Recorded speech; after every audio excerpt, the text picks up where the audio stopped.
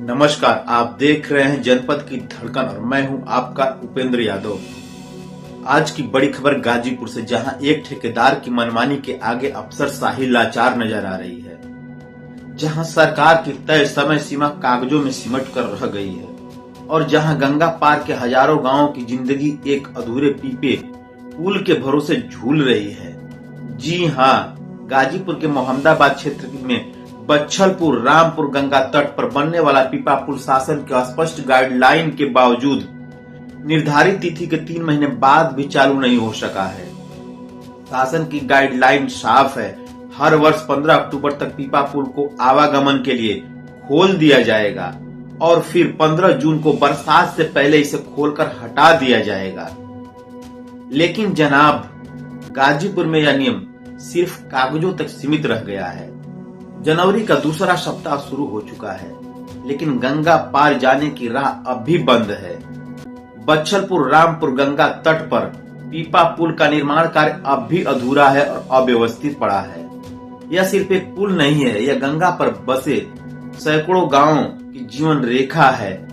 सेवराई जमनिया तहसील के दर्जनों गांव और यहां तक कि सीमावर्ती बिहार के गांव इसी पीपा पुल के सहारे गाजीपुर से जुड़ते हैं।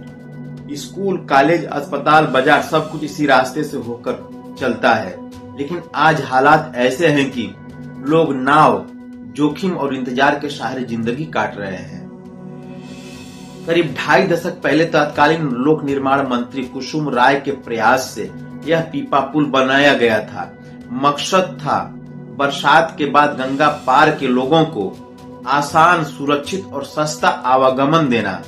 लेकिन अफसोस, हर साल यह पुल समय पर चालू न होने की मिसाल बन जाता है और इस बार तो हालत और भी बदतर है। स्थानीय लोगों का आरोप है कि पीपा पुल के न चालू होने के पीछे एक राजनीतिक रसूखदार ठेकेदार की मनमानी मानी जा रही है।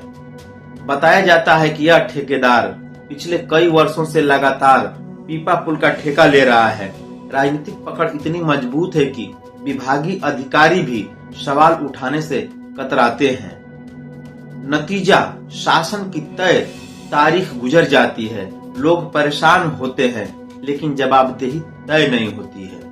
पीपा पुल को किसी तरह बच्छलपुर से रामपुर सिरे तक फैला तो दिया गया है, लेकिन असली समस्या यही आकर खड़ी हो गई है कि रामपुर सिरे की ओर अप्रोच मार्ग पूरी तरह से खराब है। नतीजा ये है कि 4 पहिया वाहन तो दूर, पैदल चलना भी मुश्किल है। अब विभाग की ओर से एक अस्थायी जुगाड़ किया जा रहा है। रास्ते पर बालू से भरी बोरियां डालकर रास्ते बनाने की कोशिश हो रही है, लेकिन यह व्यवस्था सिर्फ बाइक सवार या पैदल चलने वालों तक ही सीमित है। बुजुर्ग, महिलाएं, बीमार और बच्चे अब भी जोखिम में हैं। स्थानीय लोगों का कहना है कि हर साल यही कहानी होती है।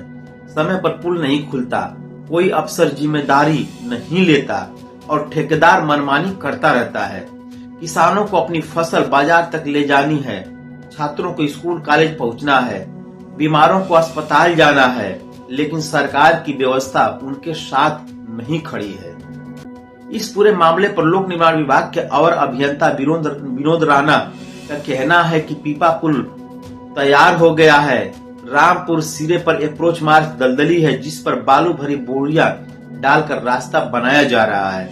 बहुत जल्द आवागमन सुचारू कर दिया जाएगा।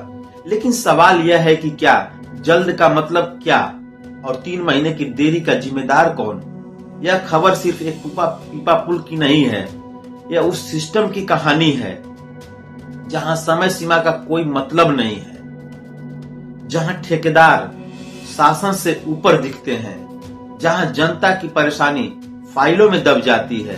और सबसे बड़ा सवाल, क्या जिम्मेदारी तय होगी? क्या जिला अधिकारी संज्ञान लेंगे?